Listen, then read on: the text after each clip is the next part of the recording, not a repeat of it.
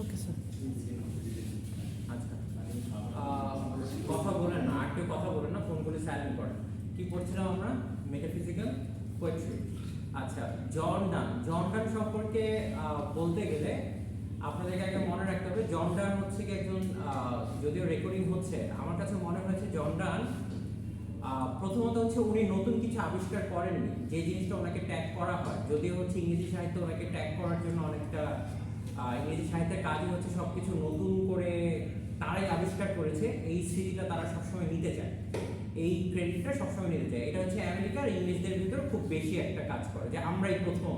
হ্যাঁ, কিন্তু এই প্রথমটা জর্ডান আগে করেনি। এই প্রথমটা হচ্ছে কি 12 শতকে হচ্ছে কি যে রুমি থেকে শুরু করে হাফিজ থেকে শুরু করে এটা অনেক আগে করে ফেলেছেন। জর্ডান যেরকম বলছে যে হ্যাঁ আমি আর তুমি বলতে কিছু নাই, এটা হচ্ছে আমরা। এই কথাটা রুমি অনেক ওর থেকে আরো 200-300 বছর আগে বলেছেন। হ্যাঁ, I am, you are we, এই কথাটা রুমি অনেক আগে বলেছেন। পার্সিয়ান কবি রুমি অনেক আগে বলে দিয়েছেন।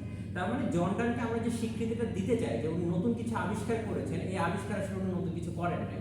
উনি অন্যের, জর্ডানের যেরকম আছে death do not be proud, এই কবিতাটাও আমরা দেখবো যে রুমির কাছ থেকে একটু চুরি করা। হয়তো উনি পড়েছেন যে কোনোভাবে, কিন্তু এই নামটা উনি দেননি, মানে এই নামটা হচ্ছে কি তিনি ইউজ করেন, ক্রেডিটটা দেননি। অর্থাৎ এই যে আপনি যে এখন ক্রিটিক্যাল অ্যাপ্রিসিয়েশন করতে যাচ্ছেন, এই ক্রিটিক্যাল অ্যাপ্রিসিয়েশন করতে গেলে আপনি যদি হচ্ছে কি যত রেফারেন্স আনবেন, আনার পরে যদি এই রেফারেন্সগুলির নাম যদি না আনেন, তাহলে কি হবে? চুরি করা পাণ্ডুলিপি বলে গণ্য হবে। বুঝতে পেরেছেন? অর্থাৎ আপনাকে ক্রেডিটগুলি দিতে হবে, কিন্তু জর্ডান এই ক্রেডিটগুলি দেন।